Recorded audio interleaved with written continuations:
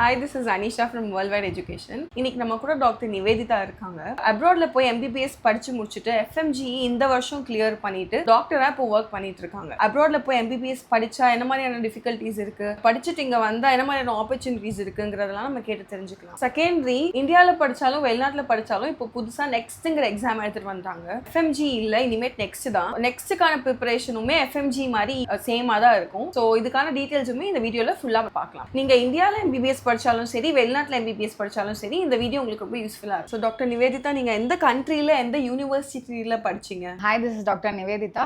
நான் கிர்கிஸ்தானில் Jalalabad state medical யூனிவர்சிட்டியில் என்னோட கோர்ஸ் முடித்தேன். நான் 2020 பேட்ச் 2025ல பாஸ்ட் அவுட். ஜான்லேயும் FMG கொடுத்தேன், ஜூன்லேயும் கொடுத்தேன். பட் ஜானில் எனக்கு அன்ஃபார்ச்சுனேட்லி கிடைக்கல. பட் இந்த ஜூன் எக்ஸாம் நான் கிளியர் பண்ணிட்டேன். Okay, congratulations Nivedita. வெளிநாட்டில் இப்போ நீங்கள் FMG முடிச்சுட்டு இப்போ இங்கே வந்துட்டு இன்டர்ன்ஷிப் பண்ணிட்டு இருக்கிறீங்க. கிளினிக்கல் எக்ஸ்போஷர் அண்ட் அங்கே இருக்கிற எஜுகேஷன் எப்படி இருந்துச்சு உங்களுக்கு? அப்ராடுன்னு சொல்கிறாங்களே, அப்ராடில் நிறைய ஸ்டூடெண்ட்ஸ் போயிட்டு படிக்கிற ஸ்டூடெண்ட்ஸுக்கு அங்கே ப்ராப்பராக எஜுகேஷன் இல்லை, கிளினிக்கல் எக்ஸ்போஷர் இல்லைன்னா சொல்கிறாங்க. ஸோ அதை பற்றி நீங்கள் டீட்டெயிலாக சொல்கிறீங்களா? நான் படித்தப்போ எனக்கு கிளினிக்கல் எக்ஸ்போசர்ஸ் கம்மியாக தான் இருந்துச்சு. நான் 2020 பேட்ச்னால. பட் இப்போ NMC ரூல்ஸ் மாற்றினால 2022ல இருந்து நமக்கு 54 months compulsory and 1 year internship compulsory இருக்கிறனால இனி வர ஸ்டூடெண்ட்ஸ்க்கு கிளினிக்கல் எக்ஸ்போஷர் இருக்கலாம். பட் என்ன கிளினிக்கல் எக்ஸ்போஷர் கம்மியாக தான் இருந்துச்சு. பட் ஸ்டில் நான் நிறைய ஹார்ட் ஒர்க் பண்ணி படிச்சு அதெல்லாம் பண்ணனால எனக்கு எக்ஸாம்க்கு ஹெல்ப்ஃபுல்லாக இருந்துச்சு. சேம்வே நான் எப்போ லீவுக்கு வந்தாலுமே எனக்கு அவைலபிளாக இருக்க ஹாஸ்பிட்டல்ஸில் நான் 2 to 3 months என்னால் முடிஞ்ச அளவுக்கு இன்டர்ன்ஷிப் போய் நான் லேர்ன் பண்ண ட்ரை பண்ணுவேன். ஸோ உங்கள் காலேஜில் FMGக்கான கோச்சிங் எப்படி கொடுத்தாங்க? கோச்சிங் கொடுத்தாங்களா கொடுக்கலையா? எங்கள் காலேஜில் என்ன ஒரு ப்ளஸ் பாயிண்ட்னா FMG கோச்சிங் எப்போவுமே தருவாங்க. எங்களுக்கு 5 years கோர்ஸ். ஸோ எப்போவுமே ஃபைனல் இயரில் FMG கோச்சிங் இருக்கும். நம்ம இங்கே இந்தியாவில் நம்ம எந்த இன்ஸ்டியூட்ல படிக்கிறோமோ அந்த இன்ஸ்டியூட்ல தான் செலக்ட் ஆன நல்ல ஸ்டாஃப்ஸ்லாம் ரெக்ரூட் பண்ணி அவங்க அங்கே FMG கோச்சிங் கொடுப்பாங்க அந்த ஃபைனல் இயர் ஃபுல்லாகவே. ஸோ அது என்னோட FMG எக்ஸாம்ஸ்க்கு ரொம்பவே ஹெல்ப்ஃபுல்லாக இருந்துச்சு. ஈவன் நம்ம இந்தியாவில் இன்ஸ்டியூஷனுக்கு அஃபோர்ட் பண்ண முடியலனாலுமே அங்கே நம்ம படிக்கிறத வச்சு இங்கே 6 months ரிவிஷன் பண்ணி நம்மளால எக்ஸாம் கிளியர் பண்ண முடியும். ஸோ நம்மளோட எஃபர்ட்ஸ் அண்ட் ஹார்ட் ஒர்க் தான் இதில் ரொம்பவே மேட்டர்ஸ். அப்ராட்ல நிறைய கண்ட்ரீஸ் இருக்கு, அதுல நிறைய காலேஜஸ் இருக்கு. அதுல FMGக்கு எங்க கோச்சிங் கொடுக்குறாங்க, எங்க உங்களுக்கு NMC கைட்லைன்ஸை ஃபாலோ பண்றாங்க நம்ம பார்த்து அட்மிஷன்ஸ் பண்ணி படிக்கும்போது உங்களால கண்டிப்பா FMG கிளியர் பண்ண முடியும். ஸோ நீங்க அப்ராட்ல போயிட்டு படிச்சீங்க, ஆனா உங்களுக்கு அங்க இருக்கிற கண்ட்ரி, அங்க இருக்கிற ஃபுட்டு, அங்க இருக்கிற கல்ச்சர்லாம் எப்படி அடாப்ட் பண்ணீங்க? பிகாஸ் 6 yearsங்கிறது லாங் ஜேர்னி இல்லைங்களா?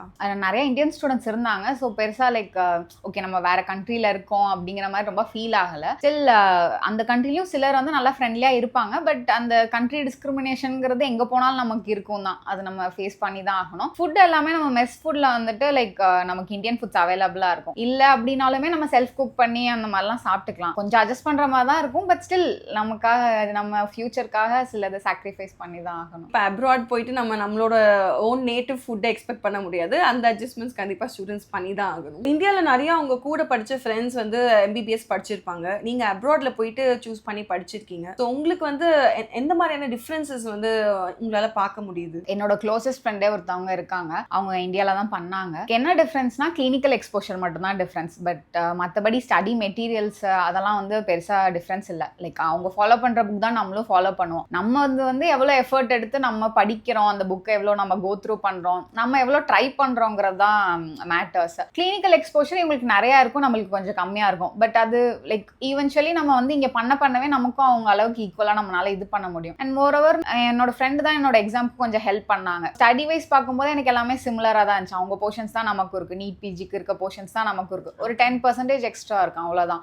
ஸோ எல்லாமே ஓகே தான். உங்களுக்கு கிளினிக்கல் எக்ஸ்போஷர் மட்டும் தான். பட் அதை நீங்க கத்துக்கலாம் சீக்கிரமாவே. உங்களோட FMGக்கு நீங்க எப்பயிலிருந்து ப்ரிப்பேர் பண்ண ஸ்டார்ட் பண்ணீங்க? டு பி ஃப்ராங்க், நான் ஃபைனல் இயர்ல இருந்தா ப்ரிப்பேர் பண்ண ஸ்டார்ட் பண்ணேன். என்னால முடிஞ்ச அளவுக்கு சப்ஜெக்ட்ஸ் நான் என்னோட ஃபைனல் இயர்ல கவர் பண்ணேன். அதுக்கப்புறம் இங்க 6 months கோர்ஸ் போனப்போ என்னோட மீதி எல்லா சப்ஜெக்ட்ஸுமே கவர் பண்ணேன். But as early as you can start, நீங்க ஸ்டார்ட் பண்றது அவ்வளோ நல்லது. ஏன்னா இப்போ மோர் இன்டூ கிளினிக்கலா கொஸ்டின்ஸ் வருது, டஃபர் ஆகுது, வீடியோ பேஸ்ட் கொஸ்டின்ஸ் இதெல்லாமே நியூவா இருக்கு. அதனால நீங்க சீக்கிரம் ஸ்டார்ட் பண்றது உங்களுக்கு நல்லது. Because doctor is not a profession, it is to save life. So நீங்க ஒரு நாள்ல எத்தனை ஹவர்ஸ் ஆஃப் ஸ்டடி பண்ணீங்க? ஹார்ட்லி ஸ்டார்டிங்ல வந்து ஒரு 6 hours அந்த மாதிரி தான் ஸ்டடி பண்ணேன். கிராஜுவலா 8 hours அந்த மாதிரி, பிஃபோர் எக்ஸாம் ஒரு 1 monthங்கிறப்போ ஒரு 12 hours அந்த மாதிரி எக்ஸ்டெண்ட் பண்ணி. எஃப்எம்ஜி கிளியர் பண்றதுக்கு என்ன மாதிரியான ஸ்ட்ராட்டஜி நீங்க யூஸ் பண்ணீங்க? லைக் எஜுகேஷன் வைஸ் வந்து உங்க சப்ஜெக்ட் மேட்டர்ல என்ன மாதிரியான ஸ்ட்ராட்டஜி ஃபாலோ பண்ணீங்க? நான் ஒரு இன்ஸ்டிடியூஷன் பேஸ்டு கோச்சிங் தான் எடுத்திருந்தேன். ஸோ அவங்களோட நோட்ஸ் அந்த மாதிரி தான் நான் ஃபாலோ பண்ணேன். எஃப்எம்ஜி கிளியர் பண்ணுறதுக்குன்னு ரொம்ப முக்கியம் என்னன்னா, நம்ம வந்து லைக் ஜஸ்ட் தியரி மட்டும் படிச்சுட்டு இல்லாமல் அது மட்டும் போகாமல் நமக்கு எம்சிக்யூட டாக்டிக்ஸும் அதை சால்வ் பண்ணுறதுக்கான நாலேஜும் வேணும். ஸோ நம்ம வந்து ஒரு 40 to 60% தியரி கவர் பண்ணியிருந்தாலுமே நமக்கு எம்சிக்யூட நாலேஜ் வேணும். ஸோ நம்ம எவ்வளோ தூரம் எம்சிக்யூ போடுறோமோ அதுதான் நமக்கு ஹெல்ப் பண்ணும். அதே மாதிரி நம்ம கோரிங் சப்ஜெக்ட்ஸ், மெயின் சப்ஜெக்ட்ஸ் அதில் அதிகமாக கான்சென்ட்ரேட் பண்ணணும் மைனர் சப்ஜெக்ட்ஸை விட. ஸோ அந்த ஒரு டாக்டிக்ஸ் தான் சொல்ல போனால். ஸோ இப்போ நீங்கள் 2 attempts பண்ணீங்கன்னு சொன்னீங்க. ஃபர்ஸ்ட் அட்டம்ப்ட்க்கும் செகண்ட் அட்டம்ப்ட்க்கும் நீங்கள் என்ன மாதிரியான ஸ்ட்ராட்டஜி யூஸ் பண்ணி என்ன டிஃப்ரென்ஸ் இருந்துச்சு? ஃபர்ஸ்ட் அட்டம்ப்ட்ல நீங்கள் பண்ணி உங்களால் ஸ்கோர் பண்ண முடியல, பட் தென் செகண்ட் அட்டம்ப்ட்ல உங்களால் பண்ண முடிஞ்சதுங்கிறதுக்கான ரீசன்ஸ் என்ன? ஃபர்ஸ்ட் அட்டம்ப்ட்ல நான் என்ன பண்ணேன்னா, லைக் ரொம்பவே பேனிக் ஆகிட்டேன். ஃபர்ஸ்ட் டைம் நம்ம வந்து இந்த மாதிரி ஒரு சீரியஸான எக்ஸாம் கொடுக்க போகிறோம் அப்படிங்கிறப்போ ரொம்பவே பேனிக் ஆகி நான் வந்து அதில் வந்து அந்த லாஸ்ட் 1 month வந்து லைக் நான் ப்ராப்பராக கான்சென்ட்ரேட் பண்ணாமட்டேன். ரிவிஷன் தான் ரொம்ப மேட்டர்ஸ் ஆக்சுவலாக. ஸோ அதனால அந்த ரிவிஷன்லாம் நான் வந்து ப்ராப்பராக பண்ணல. ஒரு மாதிரி லேக் ஆஃப் மோட்டிவேஷன் ஆகிட்டேன் நான். அண்ட் தனியாக வேற இன்ஸ்டியூட்ல இருந்து ப்ரிப்பேர் பண்ணாலும் எனக்கு அந்த எமோஷனல் சப்போர்ட் அதுவுமே எதுவுமே இல்லை. அதனால நான் வந்துட்டு லைக் என்னால் கிளியர் பண்ண முடியல. பட் செகண்ட் அட்டம் நான் வந்து கம்ப்ளீட்டாக சேம் நோட்ஸ் வச்சு வீட்டில் தான் பண்ணேன். ஃபேமிலி சப்போர்ட், எமோஷனல் சப்போர்ட் எல்லாமே இருந்துச்சு. அண்ட் என்னோட ஃப்ரெண்ட் அவங்களும் பயங்கரமாக ஹெல்ப் பண்ணாங்க. அதெல்லாம் தான் நான் பண்ண சேஞ்சஸ். அண்ட் நான் ஒரு சில மெயின் சப்ஜெக்ட்ஸ்லாம் விட்டுருந்தேன். அது வந்து நான் திருப்பி படிக்கணும் அப்படின்னு படிச்சு ரிவிஷன் தான் ஆக்சுவலாக நல்லாவே ஹெல்ப் பண்ணுச்சு. ஒரு பேனிக் இல்லாமல் போகணும், நம்மளால முடியும், நம்ம படிச்சது போதும், நம்ம கண்டிப்பாக பாஸ் ஆகிடுவோம், அந்த ஒரு கான்ஃபிடன்ஸ் தான் நமக்கு வேணும். கான்ஃபிடன்ஸ் இருந்தால் எல்லாமே பண்ணலாம். ஸோ அதுதான். ஃப்ரெண்டுன்னு சொல்றீங்க, யார் அந்த ஃப்ரெண்டு?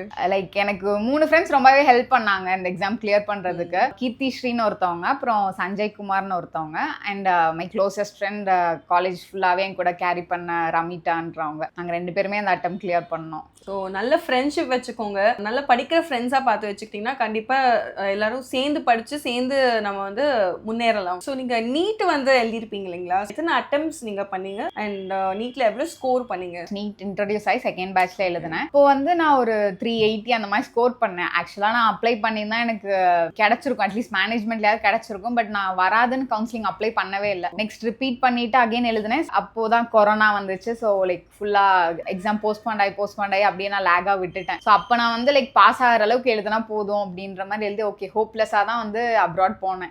எம்பிபிஎஸ் தான் ஒரே கனவுங்கிறனால நான் அங்கே போனேன். பட் நீங்கள் போன இயரில் நீட் ஃபெயிலாக இருந்தவங்களும் எம்பிபிஎஸ்ல அப்ராட்ல படிக்கலாம்னு சொல்லிட்டு இருந்துச்சு இல்லை அந்த டைமில்? ஆமாங்க இருந்துச்சு. லைக் எங்களுக்கு கொரோனா பேட்சுங்கிறனால அந்த டைம் வந்து நீட் ஃபெயிலானவங்களும் அப்ராட் போய் படிக்கலாம். பட் 1 year டியூரேஷன் கொடுத்துருந்தாங்க. அதுக்குள்ளே அவங்க வந்து திருப்பி நீட் எழுதி கிளியர் பண்ணியிருக்கணும் அப்படின்ட்டு. பண்ணலைன்னா அவங்க வந்து அப்ரூவ்ட் இல்லை, பட் பண்ணியிருக்கணும். ஓகே, அந்த ஒரு கன்செஷன் இருந்துச்சு எங்களுக்கு. அந்த இயர்ல அந்த பேட்ச்ல வந்துட்டு ஜாயின் பண்ணி படிச்ச ஸ்டூடெண்ட்ஸ் தான் எஃப்எம்ஜி வந்துட்டு இப்போ கிளியர் பண்ண முடியல. பிகாஸ் அவங்களால வந்து படிச்சு அந்த எக்ஸாம்க்கான ப்ரிப்பரேஷனை ப்ராப்பரா பண்ண முடியல. அதனாலதான் எஃப்எம்ஜி வந்துட்டு கிளியர் பண்ண முடியாதுக்கான ரீசன்ஸ் மெயினா. ஸோ இவங்க பேட்ச், அதாவது 2020க்கு முன்னாடி இருந்த பேட்சுக்குலாம் பாத்தீங்கன்னா நீட் வந்து அவங்க ஃபெயில் ஆனாலுமே அவங்க போயிட்டு அப்ராட்லயுமே எம்பிபிஎஸ் படிக்கலாம், எலிஜிபிலிட்டி இருந்து. பட் அதுக்கப்புறமா தான் கொஞ்சம் ஸ்ட்ரிக்டர் ரூல்ஸ் கொண்டுட்டு வந்து நீட் எழுதினாதான் எலிஜிபிலிட்டி அப்படிங்கிறது கொண்டுட்டு வந்தாங்க. ஸோ அப்படி பார்க்கும்போது இதுக்கு முன்னாடி எழுதின ஸ்டூடெண்ட்ஸ், பாஸ் அவுட் ஆன ஸ்டூடெண்ட்ஸ் எல்லாருமே எஃப்எம்ஜி ரேங்கிங் எடுக்க முடியாததுக்கு காரணம் அதுதான். ப்ராப்பர் ப்ரிப்பரேஷன் இல்லை. ப்ராப்பர் ப்ரிப்பரேஷன் இருந்தா நீட் வந்து எல்லாருமே கிளியர் பண்ண முடியும், பெர்சன்டேஜும் அதிகமாகும். நீங்க அப்ராட்ல எம்பிபிஎஸ் போய் படிச்சீங்க, அதுக்கான ஃபீஸ் எவ்வளோ வந்துச்சு உங்களுக்கு? டோட்டலாக அரௌண்ட் 30 to 35 lakhs வந்துச்சு. என்னோட ஃப்ளைட் சார்ஜஸ் எல்லாமே சேர்த்து. அது போக என்னோட பர்சனல் எக்ஸ்பெண்டிச்சர் அங்கே அது வந்து செப்பரேட்டாக இருந்துச்சு. பட் காலேஜ் ஃபீஸ் வந்து இவ்வளோ வந்துச்சு. இவங்க எம்பிபிஎஸ் அப்ராட்ல 35 lakhsக்கு படிச்சே முடிச்சிட்டாங்க. பட் நம்ம ஊர்ல பாத்தீங்கன்னா டீம்டு யூனிவர்சிட்டிஸ்ல பர் இயருக்கே 35 lakhs சார்ஜ் பண்றாங்க. ஆனா இது யாருமே கேட்கறது கிடையாது. அப்ராட்ல போயிட்டு படிக்க போற ஸ்டூடெண்ட்ஸை படிக்காதீங்க, அங்கே எஃப்எம்ஜி பாஸ் ஆக முடியாது அப்படின்னு சொல்லிட்டு நெகட்டிவா அவங்கள வந்து நம்ம டிமோட்டிவேட் பண்ணிட்டு இருக்கோம். அப்படி இல்லாம எல்லாருமே காமனா போயிட்டு படிக்கலாம், அஃபோர்டபுள் எஜுகேஷன் அப்ராட்ல இருக்கு. வந்து நெக்ஸ்ட் வந்துட்டு இந்தியால படிச்சாலும் அப்ராட்ல படிச்சாலும் காமன் கிரவுண்ட்ஸ்ல எல்லா ஸ்டூடெண்ட்ஸுமே நெக்ஸ்ட் எக்ஸாம் வந்து கண்டிப்பா கொடுத்து தான் ஆகணும். டீம்டு யூனிவர்சிட்டிஸ்ல டாப் காலேஜஸ்ல பர் இயர் 35 lakhs கொடுத்து படிச்சாலும் அப்ராட்ல போயிட்டு 6 yearsக்கான கோர்ஸ் டியூரேஷனுக்கு 35 lakhs கொடுத்து படிச்சாலுமே சேமா நெக்ஸ்ட்ங்கிற எக்ஸாம் காமனா இங்க வந்து எழுதி தான் ஆகணும். ஸோ நீங்க ஆஸ்பைரிங் டாக்டரா இருந்தீங்கன்னா கண்டிப்பா அப்ராட்ல போயிட்டு படிக்கலாம். அதுக்கான எஃபர்ட்ஸும் அதுக்கான கோச்சிங்கும் அங்கேயுமே கொடுக்குறாங்க. நீங்களும் உங்க எஃபர்ட்ஸ் எடுத்து படிக்கணும். இது வந்து பாசிட்டிவா நீங்க வந்து இங்க per yearக்கு 35 lakhs டீம்ல கொடுத்து படிக்கிறதுக்கு நீங்க லைக் ஹோல் கோர்ஸ்மே 35 lakhsல கம்ப்ளீட் பண்ணிடலாம். ஃபர்தரா வந்து நெக்ஸ்ட் எக்ஸாம் தான் 2 பேருக்கும் காமனா வரப்போகுதுங்கிறப்ப ஸோ ப்ரிப்பரேஷன்ஸ் எல்லாமே சேமா தான் இருக்க போகுது. ஸோ பயப்படாம நீங்க போய் படிக்கலாம். ஆனா உங்களோட எஃபர்ட்ஸும் உங்களோட ஹார்ட் ஒர்க்ஸும் ரொம்ப மேட்டர்ஸ். நீங்களும் எஃபர்ட் எடுத்து படிக்கணும். இல்ல காலேஜ்ல சொல்லல அந்த மாதிரி அப்படிலாம் எடுக்கக்கூடாது. நிறைய சோர்சஸ் இருக்கு, ஃப்ரீ சோர்சஸ், பெய்ட் சோர்சஸ் எல்லாமே இருக்கு, நிறைய நீங்க யூஸ் பண்ணலாம். ஸோ எல்லாருக்குமே காமன் எக்ஸாம்னு வரும்போது தாராளமா நீங்க அப்ராட் போயும் படிக்கலாம். ஸோ பாசிட்டிவ் கமெண்ட்ஸ் எடுத்துக்கோங்க, நெகட்டிவ் ஓகே நீங்க கன்சிடர் பண்ணலாம், பட் பாசிட்டிவ் கமெண்ட்ஸும் நம்ம எடுத்துக்கணும். ஸோ எல்லாருமே வந்து நிறைய பேர்னால நீங்க அஃபோர்ட் பண்ண முடியாது. லோ பேக்ரவுண்ட்ல இருக்கவங்கலாம் நிறைய பேருக்கு ட்ரீம்ஸ் இருக்கு டாக்டர் ஆகணுங்கிறப்போ, அவங்களால இங்க அஃபோர்ட் பண்ண முடியலன்னா they can consider abroad. எல்லாருக்கும் நல்ல ஆப்பர்ச்சுனிட்டி இருக்கு, எல்லாருனாலையும் டாக்டர் ஆக முடியும். ஸோ அந்த ஒரு கான்ஃபிடன்ஸோட படிங்க.